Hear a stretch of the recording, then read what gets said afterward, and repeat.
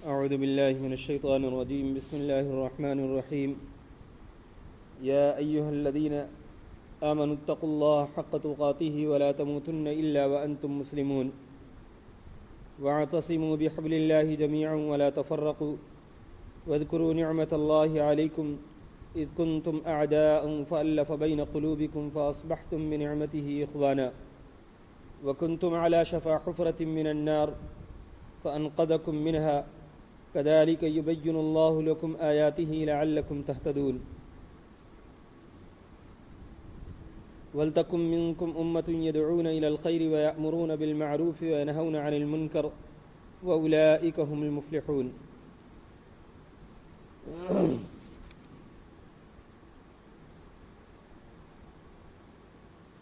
جیسا کہ گزشتہ آیتوں میں بتایا گیا تھا کہ مدینے کے دو قبیلے اوس اور خزرج، یہ لوگ ایمان میں داخل ہوئے تو ایمان سے پہلے ان کے درمیان آپس میں بڑی سخت دشمنیاں تھیں اور ایک دوسرے سے جنگیں چل رہی تھیں.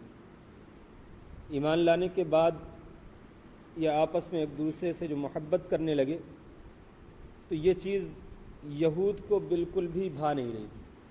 تو یہودیوں نے دوبارہ ان کے درمیان افتراق پیدا کرنے کی کوشش کی. تو اللہ رب العزت نے سب سے پہلے تو یہودیوں کو تنبیہ فرمائی اور ان کو ایک غیرت دلائی کہ تم سب کچھ سمجھ رہے ہو، جان رہے ہو، بوجھ رہے ہو، اس کے باوجود لوگوں کو ایمان کے راستے سے روکنے کی کوشش کر رہے ہو. اور پھر ایمان والوں سے کہا کہ دیکھو، اگر تم ذرا بھی ان کی بات ماننے کی کوشش کرو گے تو یہ تم کو ایمان کی حالت میں چھوڑنا گوارا نہ کریں گے. ان کی پوری کوشش ہوگی کہ یہ تم کو کسی طریقے سے ایمان سے کفر میں ڈھکیل دے. اب آگے ایمان والوں ہی کو تاکید فرما رہا اللہ رب العزت، فرما رہا یا ایھا الذین آمنوا اتقوا اللہ حق تقاتہ، کہ اے ایمان والو اللہ سے ڈرو جیسے کہ اس سے ڈرنے کا حق ہے. اس سے پہلی آیت میں اللہ رب العزت نے فرمایا تھا وَكَيْفَ تَكْفُرُونَ وَأَنْتُمْ تُتْلَى عَلَيْكُمْ آيَاتُ اللَّهِ وَفِيكُمْ رَسُولُهُ وَمَنْ يَعْتَصِمْ بِاللَّهِ فَقَدْ هُدِيَ إِلَى صِرَاطٍ مُسْتَقِيمٍ، کہ تمہارے درمیان تمہارے سامنے اللہ کی آیتیں تلاوت کی جاتی ہیں اور اللہ کے رسول بھی موجود ہیں، تو تم کیسے گمراہ ہو سکتے ہو؟ مسلمانوں سے فرمایا تھا.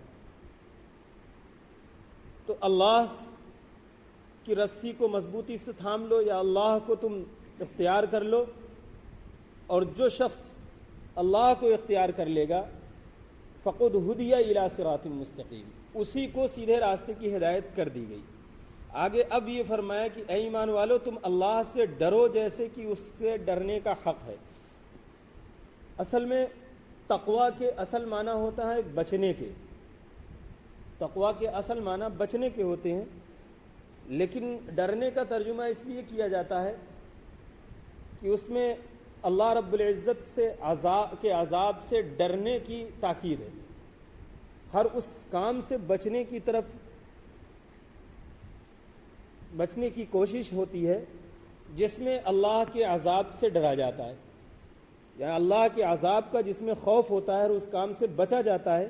اس لیے تقویٰ کا ترجمہ ڈرنے سے کیا گیا کہ اللہ سے ڈرو، تقویٰ اختیار کرو جیسے کہ اس سے ڈرنے کا حق ہے. وَلَا تَمُوتُنَّ إِلَّا وَأَنْتُمْ مُسْلِمُونَ، اور تمہیں موت نہ آئے مگر اس حال میں کہ تم مسلمان ہو. یعنی تم ادھر ادھر کے چکر میں پڑ کر کے اپنے ایمان کو ضائع نہ کرنا، بلکہ تم پورے طور پر ہر معاملے میں اطاعت کے معاملے میں اطاعت کرتے ہوئے، اور جو اللہ رب العزت کی ناراضگی والی چیزیں ہیں ان سے بچتے ہوئے تم اپنی زندگی کو اس طریقے سے گزارنا کہ تمہاری موت ایمان اور اسلام پر آئے. تم دنیا سے جب رخصت ہو تو ایمان اور اسلام کے ساتھ رخصت ہو. وَاعْتَصِمُوا بِحَبْلِ اللَّهِ جَمِيعًا وَلَا تَفَرَّقُوا. اب وہ جو افتراق پیدا کرنے کی یہودیوں نے کوشش کی تھی اس کے بارے میں ایمان والوں کو تاکید کی جا رہی ہے اللہ کی طرف سے کہ ایمان والو تم اللہ کی رسی کو سب مل کر کے مضبوطی سے تھام لو. وَلَا تَفَرَّقُوا، اور تفرقے میں نہ پڑو. یعنی یہ جو تمہاری جو قبیلے والی کشمکش تھی اس کو جو انہوں نے زندہ کرنے کی کوشش کی ہے، تم اس میں نہ پڑنا.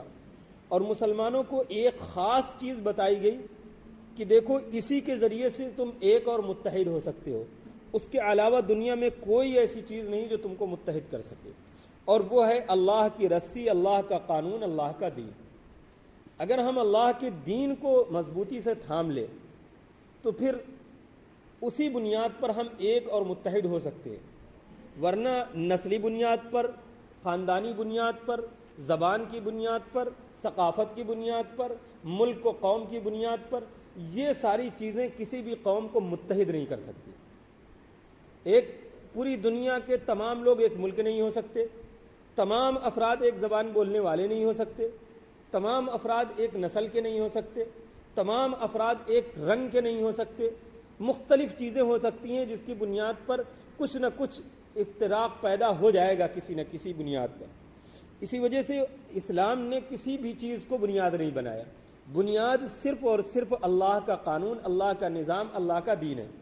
اللہ کے دین کو پکڑ کر کے ایک ہندوستان کا مسلمان اور ایک افریقہ کا مسلمان اور ایک امریکہ کا مسلمان، ایک یورپ کا مسلمان، سب متحد ہو سکتے ہیں صرف اللہ کے دین کی خاطر، چاہے کہ ان کی نسل کوئی بھی ہو، نسل سے کوئی فرق نہیں پڑتا، اللہ کے دین کی خاطر۔ وَاذْكُرُوا نِعْمَةَ اللَّهِ عَلَيْكُمْ إِذْ كُنْتُمْ أَعْدَاءً، اور پھر ایمان والوں سے کہا جا رہا کہ تم اللہ کے اس احسان کو یاد کرو کہ تم اسی اسلام سے پہلے، ابھی اپنی آنکھوں کے سامنے تم اس دین اور ایمان سے پہلے آپس میں ایک دوسرے کے دشمن تھے، دیکھنا بھی گوارا نہیں کر رہے تھے۔ فَأَلَّفَ بَيْنَ قُلُوبِكُمْ، اور پھر اس دین کے ذریعے سے، اس اسلام کے ذریعے سے اللہ رب العزت نے تمہارے دلوں میں الفت اور محبت پیدا کر دی، ایک دوسرے کے دل کو جوڑ دیا اللہ رب العزت نے۔ جو آپس میں ایک دوسرے کے دشمن تھے وہ بالکل شیر و شکر ہو گئے۔ فَأَصْبَحْتُم بِنِعْمَتِهِ إِخْوَانًا، تو اللہ کی اس احسان کی وجہ سے تم آپس میں بھائی بھائی بن گئے۔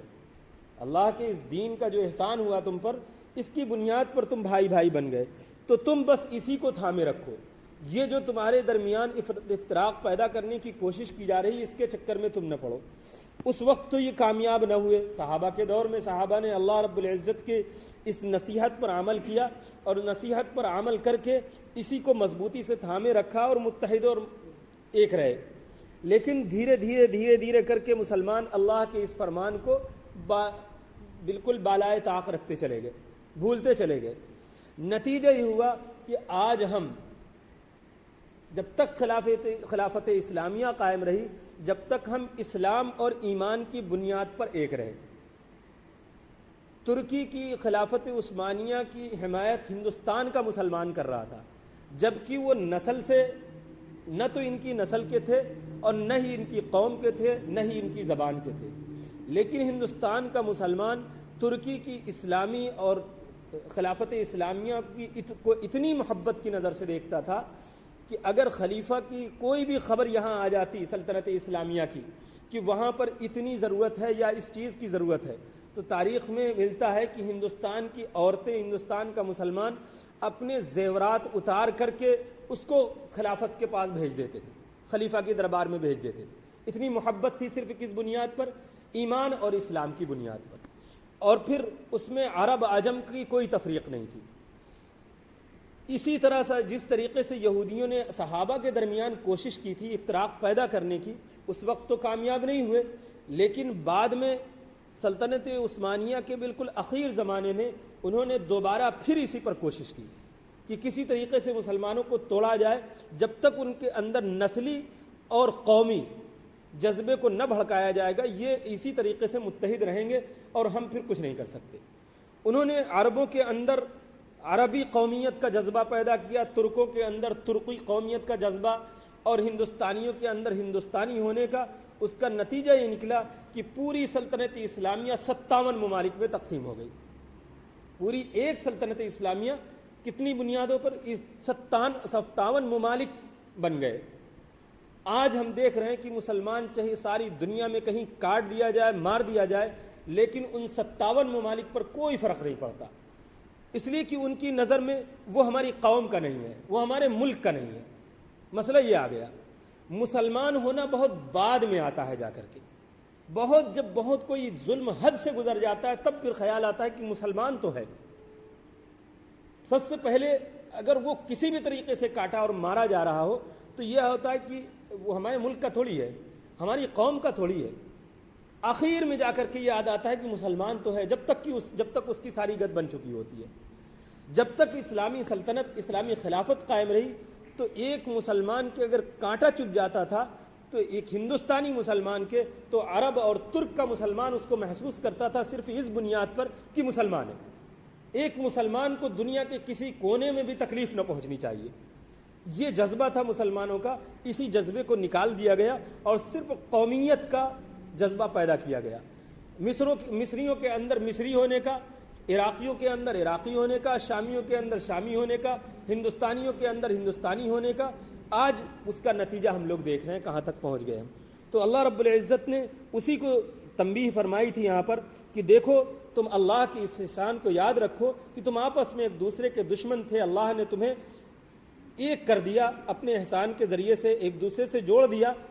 وَكُنْتُمْ عَلَى شَفَا حُفْرَةٍ مِّنَ النَّارِ، تم جہنم کے بالکل کگار پر تھے، تم جہنم کے بالکل کگار پر تھے، گرنے والے تھے. فَأَنْقَذَكُم مِّنْهَا، اللہ رب العزت نے اپنے نبی صلی اللہ علیہ وسلم کو بھیج کر کے اپنے اس پاک دین کے ذریعے سے تم کو نکالا. كَذَلِكَ يُبَيِّنُ اللَّهُ لَكُمْ آيَاتِهِ لَعَلَّكُمْ تَهْتَدُونَ. اسی طریقے سے اللہ رب العزت اپنی آیتوں کو کھول کھول کر کے بیان کرتا ہے تاکہ تم ہدایت اختیار کر لو، تاکہ تم ہدایت اختیار کر لو. تو یہ اللہ کا جو فرمان ہے اس کو ہمیں اپنی زندگی میں عمل میں لانے کی کوشش کرنا ہے. اگر ہم چاہ رہے ہیں کہ ایک مرتبہ پھر سے دوبارہ مسلمان پوری دنیا میں قائم ہو اور اسی طریقے سے طاقت اختیار کرے تو ہم کو ساری نسلی جو بھید بھاؤ ہے کسی بھی طریقے کی قومیت کا، اس کو چھوڑ کر کے، اس کو اتار کر کے، پھینک کر کے دوبارہ پھر اسلام کی بنیاد پر متحد ہونا پڑے گا، اس کے بغیر کچھ نہیں ہو سکتا. اللہ تعالی ہم سب کو سمجھنے کی اور عمل کی توفیق عطا فرمائے. صدق اللہ العظیم. سبحان اللہ وبحمدہ، سبحانک اللہم وبحمدک، ونشہد ان لا الہ الا انت ونستغفرک ونتوب الیک. سبحان ربک رب العزة عما یصفون وسلام علی المرسلین والحمد للہ رب العالمین.